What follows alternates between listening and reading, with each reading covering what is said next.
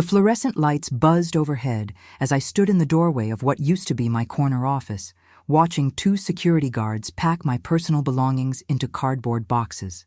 The nameplate that once read Sarah Chen, Marketing Director, was already gone, leaving only faded adhesive residue on the glass door. "Sarah, I need you to understand this isn't personal," Marcus Brennan said, his voice carrying that fake sympathy that made my skin crawl. My former boss, current boss for about 10 more minutes, stood behind his mahogany desk, his expensive suit immaculate as always. "The company is restructuring, and we need to make some difficult decisions." I wanted to laugh. Difficult decisions? The only thing difficult about this was watching Marcus lie through his perfectly veneered teeth. We both knew this had nothing to do with restructuring and everything to do with the presentation I'd given last week. The one where I'd suggested we pivot our marketing strategy away from his pet project that was hemorrhaging money. "Of course, Marcus," I managed, my voice steadier than I felt. "I understand completely." The Seattle rain hammered against the windows of the 20th floor, matching the storm brewing in my chest. I'd worked at Pinnacle Solutions for 6 years, climbed from junior marketing associate to director, and this was how it ended, with a 30-minute meeting and a severance package that felt more like hush money. "Now there is one more thing," Marcus continued, his pale blue eyes gleaming with something that looked suspiciously like satisfaction. "We're going to need you to clean out your office thoroughly. There are some sensitive documents that need to be properly handled." I blinked. "Clean out my office? Don't you have a service for that?" "This is different, Sarah. These are confidential marketing files, client information, strategy documents. We can't have just anyone handling them." He leaned back in his chair, fingers steepled. "Think of it as your final contribution to the team." The security guards exchanged glances. Even they seemed uncomfortable with this request. One of them, a kind-faced man in his 50s, cleared his throat. "Ma'am, if you'd prefer, we can escort you out now and handle the office ourselves." But Marcus held up a hand. No. Sarah knows our systems better than anyone. She'll make sure everything is properly sorted." He smiled that cold smile I'd grown to despise. "After all, we want to make sure there are no misunderstandings about what belongs to whom." Heat flushed my cheeks. He was making me clean my own office like some kind of janitor, and we both knew it was deliberate humiliation. This wasn't about sensitive documents. This was about putting me in my place one final time. "Fine," I said, surprised by the steadiness in my own voice. "I'll clean the office." "Excellent. Take your time. Be thorough." Marcus's smile widened. "Oh, and Sarah, the keycard access will be deactivated at 6 p.m. sharp, so make sure you're finished by then." I glanced at my watch. It was already 2:30 p.m. 3.5 hours to pack up 6 years of my professional life and properly handle whatever mysterious documents Marcus was so concerned about. As I walked toward my office, I caught sight of my reflection in the conference room windows. 34 years old, shoulder-length black hair slightly disheveled from the stress of the morning, brown eyes that had seen too much corporate politics for one lifetime. I looked tired, defeated even. But underneath that exhaustion, something else was beginning to stir. The office felt different now, smaller somehow, despite being the same corner space I'd occupied for 2 years. My awards and certificates had already been packed away, leaving pale rectangles on the walls where they'd hung. The plant my mother had given me for my promotion sat wilted on the windowsill, as if it somehow knew our time here was ending. I rolled up my sleeves and got to work. If Marcus wanted me to clean, I'd clean. But something told me I was about to discover exactly why he was so interested in those sensitive documents. Before we continue with Sarah's story, if you're enjoying this tale of workplace drama and unexpected discoveries, don't forget to subscribe to our channel and hit that notification bell. Also, let me know in the comments what you think Sarah might find in those documents. And please share this story with a friend who loves a good workplace revenge story. Chapter 2. The Discovery. The first hour passed in a blur of manila folders and office supplies. I sorted through marketing reports, client presentations, and budget spreadsheets with mechanical precision. The rain had intensified outside, turning the Seattle skyline into a gray watercolor painting that matched my mood perfectly.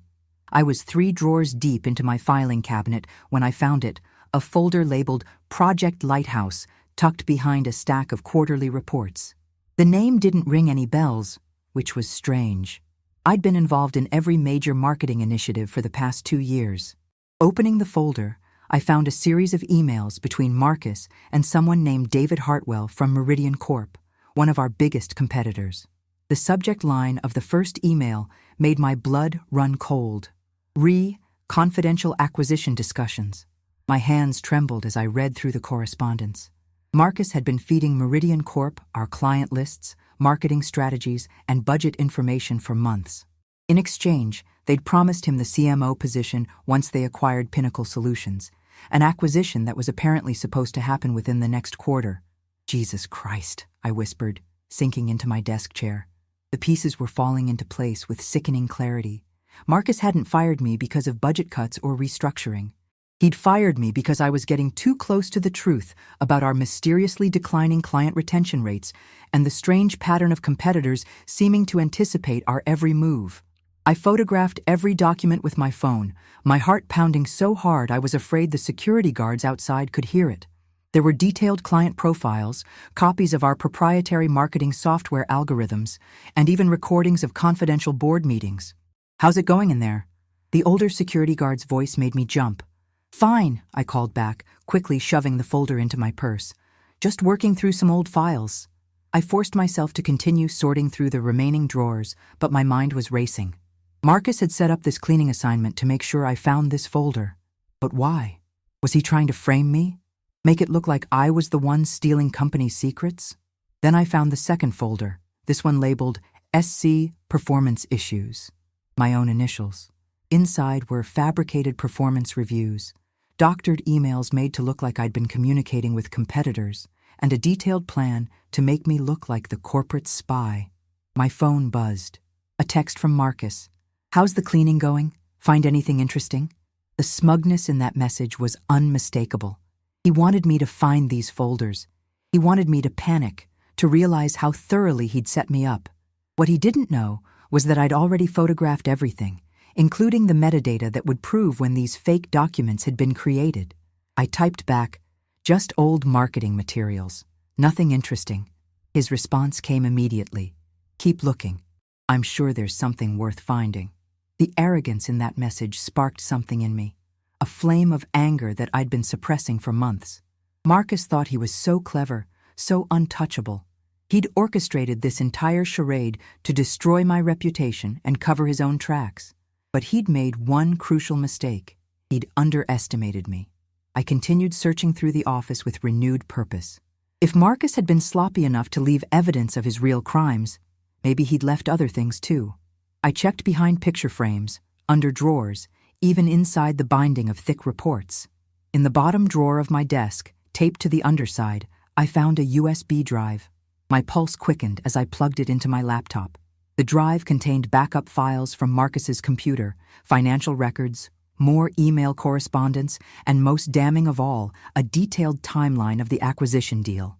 According to the documents, Marcus had been planning this for over a year. He'd systematically sabotaged our client relationships, leaked our strategies to competitors, and positioned himself as the perfect insider to help with the acquisition. The fake evidence against me was just the final step in his plan. But there was something else on the drive that made my hands shake. A recording of a phone call between Marcus and David Hartwell from just last week. Marcus's voice was clear as day. "Don't worry about Sarah Chen. She'll be gone by Friday, and I'll make sure any investigation points to her as the leak. The board will be so focused on damage control, they won't question the acquisition timeline."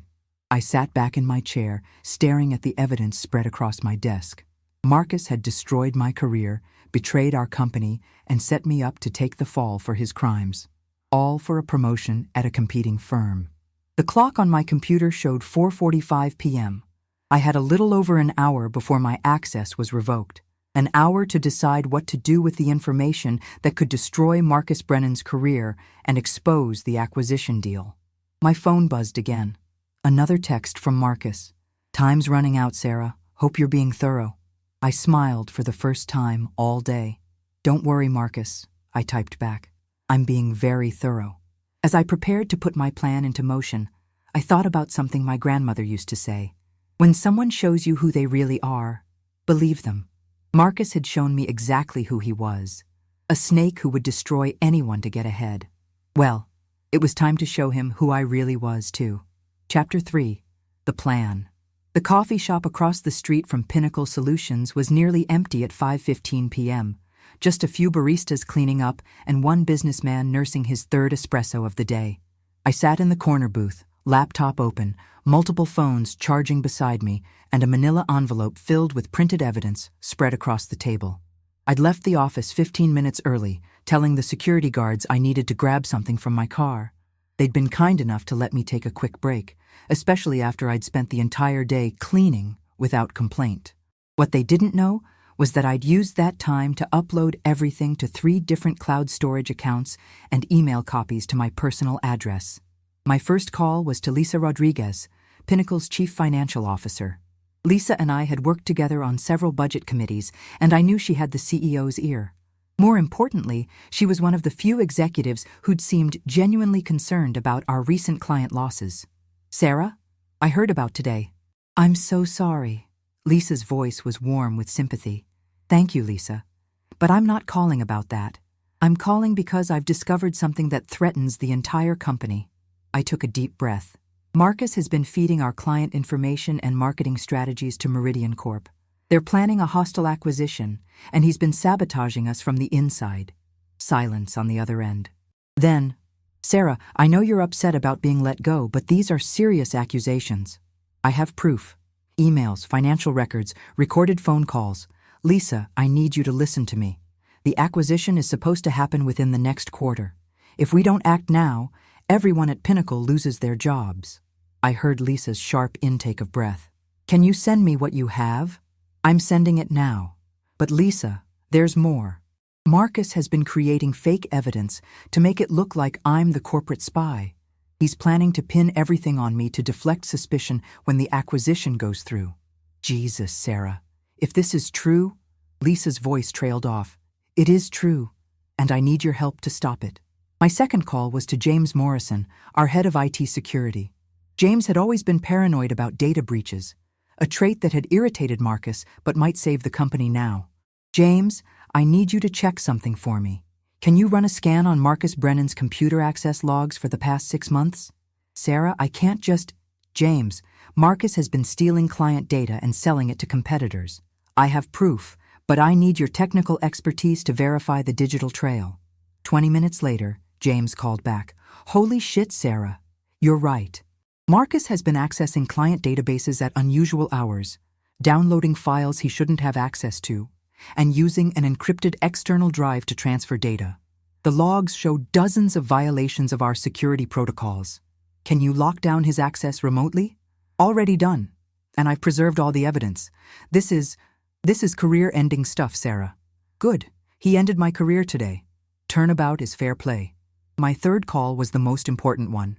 I dialed the number for the Seattle office of the FBI's Economic Crimes Division. Corporate espionage was a federal crime, and if Marcus thought he could destroy me and walk away clean, he was about to learn otherwise. "Agent Patricia Hayes," came the crisp voice on the other end. "Agent Hayes, my name is Sarah Chen. I need to report corporate espionage involving stolen trade secrets and a planned acquisition fraud." Agent Hayes listened as I explained the situation, occasionally asking clarifying questions. When I finished, she said, "Ms. Chen, these are serious allegations. Are you prepared to provide evidence and testify if necessary?" "I have documented proof of everything. And yes, I'm prepared to testify. I'll need you to come in tomorrow morning. Don't discuss this with anyone else at your company. If there's an ongoing investigation, we can't risk tipping off the subject." "What about the CFO?" "I've already spoken with her." "That's fine. We may need her cooperation anyway. Can you be here at 9 a.m.? As I hung up, I felt a mixture of exhaustion and exhilaration. The scared, humiliated woman who'd been escorted out of the office that morning was gone. In her place was someone who'd decided to fight back. My phone buzzed. A text from Marcus. "Hope you enjoyed your last day at Pinnacle. Don't forget to return your parking pass to security." I stared at the message for a long moment, then typed back, "Thanks for the reminder. I'll make sure to return everything that belongs to the company. Every single thing. I hit send and smiled. Marcus had no idea what was coming for him, but he was about to find out that when you try to destroy someone's life, you better make sure they stay destroyed. Because I was far from finished with Marcus Brennan. Chapter 4. The Confrontation. The next morning, I sat in Agent Hayes' office at 9 a.m. sharp, watching her review the evidence I'd compiled. The FBI field office in Seattle was exactly what you'd expect. Institutional gray walls, fluorescent lighting, and the kind of furniture that screamed government budget. Agent Hayes was a no-nonsense woman in her 40s, with sharp brown eyes and graying hair pulled back in a severe bun. "This is comprehensive," she said, looking up from her computer screen. "The email correspondence alone is enough to open an investigation. The recorded phone call seals it." "What happens now?" I asked, gripping my coffee cup tighter than necessary. "We're going to set up a controlled operation. We need Marcus to make contact with his handler at Meridian Corp while we're monitoring. Can you help us with that?" I nodded. "I think I know exactly how to make that happen." 2 hours later, I was back at Pinnacle Solutions, but this time I wasn't alone. Agent Hayes and her team had set up surveillance in a van across the street, while I wore a wire and carried a cell phone that would record everything. The plan was simple. I would confront Marcus with just enough information to make him panic and contact David Hartwell. The FBI would trace the call and gather additional evidence of the conspiracy. I found Marcus in his office, looking smugly satisfied as he reviewed what appeared to be acquisition paperwork. He looked up when I knocked, his face cycling through surprise, annoyance, and finally settling on condescending amusement. "Sarah, I thought you'd moved on by now. What brings you back to our little office?" "I found something interesting while I was cleaning yesterday," I said, closing the door behind me. "Something I think you'll want to see." Marcus's expression didn't change, but I caught the slight tightening around his eyes. "Oh, what's that?" I pulled out a single sheet of paper, one of the less damaging emails from the Project Lighthouse folder. "Recognize this?" He glanced at it, his face carefully neutral. "Looks like a routine business email. Where did you find it?" "In my office, hidden behind some files. Funny thing is, I don't remember putting it there." I sat down across from his desk, watching his reaction carefully. "David Hartwell from Meridian Corp. That's an interesting name to find in my files, don't you think?" Marcus was good. I had to give him that. His expression barely flickered. "Sarah, I think the stress of yesterday has gotten to you. That's probably some old correspondence from when we were considering a partnership with Meridian last year." "Partnership?" I laughed. "Is that what you call it? Because it looks more like industrial espionage to me." Now his mask slipped slightly. "That's a serious accusation, Sarah. I'd be careful about making statements like that without proof." "Who said I don't have proof?" I leaned forward. "Marcus, I know about the acquisition. I know about the client lists you've been sharing. I know about the financial information you've been feeding to Hartwell." Marcus stood up abruptly, his chair rolling backward. "You don't know what you're talking about. I know about the CMO position they promised you. I know about the timeline for the acquisition. I know about the fake evidence you planted in my office to make me look like the spy." I stood as well, matching his energy. "The question is, what are you going to do about it?" For a moment, we stared at each other across his desk. Then Marcus reached for his phone. "I need to make a call," he said, his voice tight with barely controlled panic. "Go ahead," I said, settling back into my chair. "I'll wait." Marcus hesitated, then stepped out of the office. Through the glass walls, I could see him pacing in the hallway, phone pressed to his ear. Even from a distance, I could tell he was agitated. 20 minutes later, he returned, his face pale and drawn. "Sarah, I think we need to talk," he said, closing the door again. "If you really have what you think you have, then maybe we can work something out." "Work something out?" I raised an eyebrow. "Marcus, you destroyed my career. You betrayed our company. You set me up to take the fall for your crimes. What could we possibly work out?" "Money," he said simply. "Meridian is paying me very well for this information. I could share some of that with you. Consider it compensation for your inconvenience." I stared at him, genuinely shocked. Even now, even caught red-handed, he thought he could buy his way out of this. "Are you seriously trying to bribe me right now?" "I'm trying to offer you a solution that benefits everyone," Marcus said, his voice taking on that smooth, persuasive tone he used with clients. You get financial compensation, I get to complete my transition to Meridian, and everyone walks away happy. Everyone except the hundreds of people who work here who'll lose their jobs when the acquisition goes through. Marcus shrugged. Business is business, Sarah. Companies get acquired all the time. At least this way, some of us land on our feet. I looked at this man, this person I'd worked with for years, who I'd respected and trusted, and felt nothing but disgust. Agent Hayes had been right. The recording device in my purse had captured everything. The admission, the bribery attempt, the callous disregard for our colleagues. You know what, Marcus? I stood up and headed for the door. I think I'll pass on your generous offer. Sarah, wait. But I was already walking away, leaving Marcus Brennan to contemplate the wreckage of his carefully laid plans. Chapter 5. The Reckoning. The next 48 hours moved like a whirlwind. Agent Hayes and her team had gotten everything they needed from my confrontation with Marcus, plus the additional evidence from his panicked phone call to David Hartwell.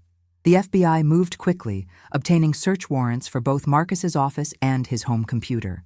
I was in my apartment on Thursday morning, still in my pajamas and nursing my second cup of coffee, when my phone rang. It was Lisa Rodriguez, and she sounded shaken. Sarah, you need to turn on Channel 7 News right now. I fumbled for the remote, switching to the local news station. The anchor was standing in front of Pinnacle Solutions, and the ticker at the bottom of the screen read, Corporate Espionage Investigation Rocks Seattle Tech Company. FBI agents executed search warrants early this morning at the offices of Pinnacle Solutions, seizing computers and documents as part of an ongoing investigation into corporate espionage. Sources close to the investigation tell us that a senior executive has been arrested on charges of stealing trade secrets and conspiracy to commit fraud. They showed footage of Marcus being led out of the building in handcuffs. Even on the grainy news video, I could see the shock and disbelief on his face. This wasn't how his story was supposed to end. The arrested executive, identified as 45-year-old Marcus Brennan, allegedly provided confidential client information and marketing strategies to rival company Meridian Corp in exchange for a promised executive position following a planned acquisition. My phone buzzed with a text from Agent Hayes. It's done. Hartwell was arrested at Meridian Corp's offices this morning. The acquisition deal is dead. Well done, Ms. Chen. I sank into my couch, overwhelmed by a mixture of relief and vindication. It was over. Marcus's plan had collapsed, and the truth was finally out. But the real surprise came that afternoon. I was just getting out of the shower when my phone rang. The caller ID showed Robert Sinclair, Pinnacle's CEO. Sarah, I owe you an apology. Several apologies, actually. Robert's voice was heavy with exhaustion. I just spent the morning with the FBI and our legal team. What Marcus did, what he was planning, I had no idea. I know you didn't, Robert. None of us did. The board met this morning. We voted to offer you your position back, with a promotion to Vice President of Marketing and a substantial increase in compensation. We know it doesn't undo what happened, but... Robert, I interrupted gently. I appreciate the offer, I really do. But I need some time to think about it. Of course, take all the time you need. Sarah, I want you to know that your actions saved this company. If you hadn't discovered what Marcus was doing, we would have lost everything. After I hung up, I sat in my living room, looking out at the Seattle skyline. 2 days ago, I'd been humiliated, fired, and set up to take the fall for crimes I didn't commit. Now Marcus was in federal custody. The acquisition deal was dead, and I was being offered a promotion. But the most satisfying moment came that evening. I was at Pike Place Market, buying fresh flowers for my apartment, when my phone buzzed with a news alert. I opened it to find a follow-up story about the investigation. Meridian Corp stock plummeted 15% in after-hours trading following news of the espionage investigation. CEO David Hartwell resigned effective immediately, and the company faces potential federal charges for conspiracy to commit industrial espionage. Sources indicate that the planned acquisition of Pinnacle Solutions has been terminated. I couldn't help but smile. Marcus and Hartwell had thought they were so clever, so untouchable. They'd built their entire scheme on the assumption that nobody would fight back, that they could destroy careers and companies without consequences. They'd been wrong. As I walked home through the early evening drizzle, I thought about what my grandmother used to say. The truth has a way of coming out, no matter how deep you try to bury it. Marcus had tried to bury the truth under lies, manipulation, and fake evidence. But the truth had a way of fighting back, and sometimes it had help from people who refused to be silently swept away. I pulled out my phone and composed a text to Agent Hayes. "Thank you for believing me and helping me fight back." Her response came quickly.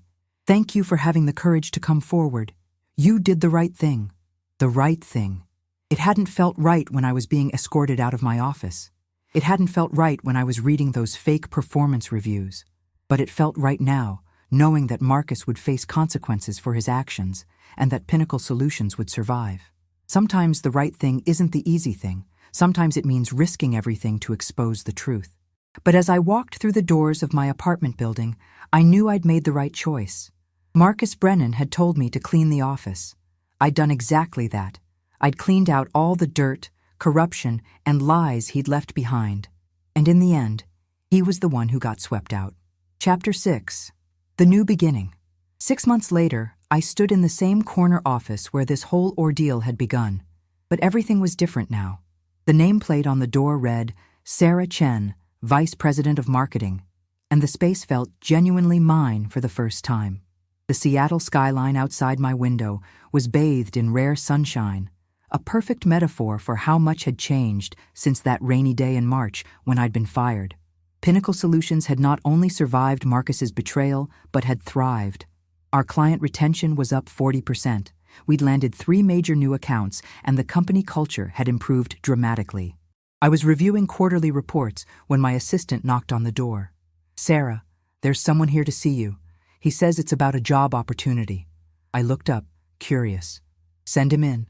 The man who entered was tall, well-dressed, and nervous. He looked to be in his early 30s, with the kind of polished appearance that screamed, corporate climber. Something about him seemed familiar, but I couldn't place it. "Ms. Chen, thank you for seeing me. My name is Michael Hartwell." The name hit me like a physical blow. Hartwell. As in David Hartwell, the Meridian Corp executive who'd been Marcus's partner in crime. "I'm David Hartwell's nephew," he continued, seeming to read my expression. "I know what you're thinking, and I understand if you want me to leave. But I wanted to come here personally to apologize for what my uncle did and to explain why I'm here." I gestured for him to sit, my curiosity overriding my initial shock. "Go on." "I worked at Meridian Corp for 3 years. I had no idea what my uncle was doing with your company, but when everything came out, I realized I'd been unknowingly helping him. I'd prepared some of the reports he used in his communications with Marcus Brennan." His voice was tight with shame. "I lost my job, of course. The entire marketing department was gutted." "I'm sorry to hear that," I said, and I meant it. "But I'm not sure what you want from me." "I want to work for you," he said simply. "I know how that sounds, given everything that happened. But I've done my research on what you've accomplished here since the investigation. The way you've rebuilt the marketing department, the innovative campaigns, the client retention improvements. It's impressive work." I leaned back in my chair, studying him. "Why would you want to work for the company your uncle tried to destroy?" "Because it's the right thing to do," he said without hesitation. "My uncle made choices that hurt a lot of people. I can't undo that. But I can try to make amends by using my skills to help rebuild what he tried to tear down." There was something in his voice, a sincerity that reminded me of my own determination to fight back against Marcus's lies. I'd learned to trust my instincts about people, and my instincts told me this young man was genuine. "What makes you think I'd consider hiring you?" I asked. "Honestly, I don't know if you will, but I had to try. I've been working freelance for the past 6 months. And every project I take on, I think about what happened at Meridian. I think about the people who lost their jobs because of what my uncle did. I want to be part of something positive for a change." I opened my desk drawer and pulled out a business card. "This is my friend Jennifer at Morrison & Associates. They're a boutique marketing firm that specializes in reputation management. Tell her I sent you, and tell her about your situation. If you're serious about making amends, that's where you should start." He took the card, looking surprised. "You're not going to consider me for a position here?" "No," I said firmly. "Not because of who your uncle is, but because you need to prove to yourself that you can rebuild your career on your own merits. What happened at Meridian wasn't your fault, but how you move forward from here is your choice. He nodded, standing to leave. Thank you for seeing me, Ms. Chen. And thank you for what you did. A lot of people at Meridian lost their jobs because of my uncle's actions, but at least they lost them to an honest investigation rather than to a corrupt acquisition. After he left, I sat alone in my office, reflecting on how much had changed.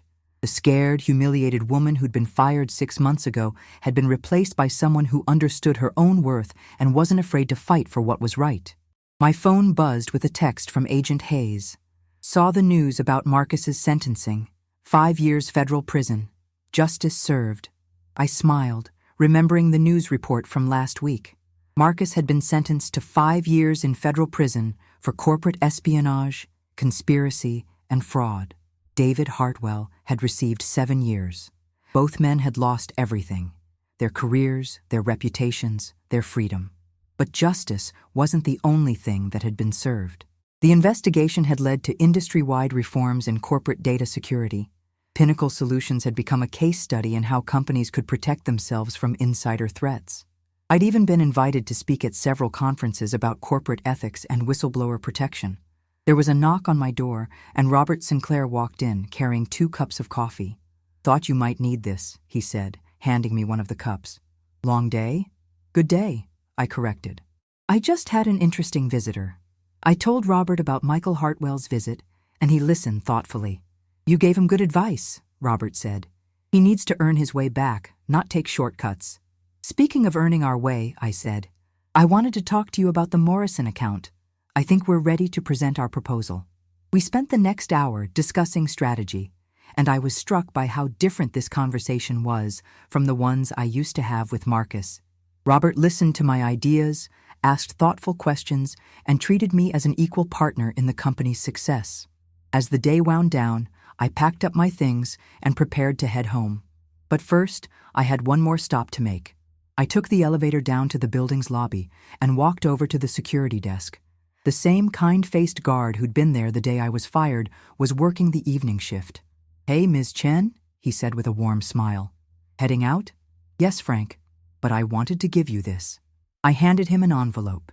He opened it and found a gift card to his favorite restaurant, along with a note that read, Thank you for treating me with dignity on one of the worst days of my life. It meant more than you know. Frank's eyes welled up. Ms. Chen, you didn't have to. Yes, I did, I said. Kindness matters, especially when someone is at their lowest point. You showed me kindness when you didn't have to. As I walked out into the Seattle evening, I reflected on everything that had happened. Marcus had tried to teach me a lesson about power and humiliation. Instead, he'd taught me something much more valuable, that integrity isn't about never falling down. It's about how you choose to get back up. The story could have ended with me slinking away in defeat, accepting Marcus's version of reality. Instead, it ended with truth, justice, and the knowledge that sometimes the person who looks powerless can be the one with the most power of all. I pulled out my phone and composed one final text to Agent Hayes. Thank you for teaching me that the system can work when good people choose to fight for what's right. Her response came quickly. You taught yourself that, Sarah. You just needed someone to believe in you. As I walked to my car, I thought about my grandmother's words again. The truth has a way of coming out. But I'd learned something she hadn't taught me. Sometimes the truth needs help. Sometimes it needs someone brave enough to dig it up, smart enough to document it, and determined enough to see justice done. Marcus Brennan had told me to clean the office, thinking he was humiliating me one last time. Instead, he'd given me the opportunity to clean house in the most spectacular way possible. And in the end, I hadn't just swept him out. I'd helped create a workplace where the next person who tried to pull what Marcus had done would find it much, much harder to succeed. The rain that had been threatening all day finally began to fall as I drove home, but for the first time in months, I didn't mind it at all. Sometimes you need a storm to wash everything clean so something better can grow in its place. If this story touched your heart in some way, don't forget to leave your comment down below telling me what you thought. And of course, subscribe to the channel so you don't miss the next exciting stories like this one. Sometimes the truth really does win in the end, and sometimes the person who looks powerless turns out to be the strongest one of all.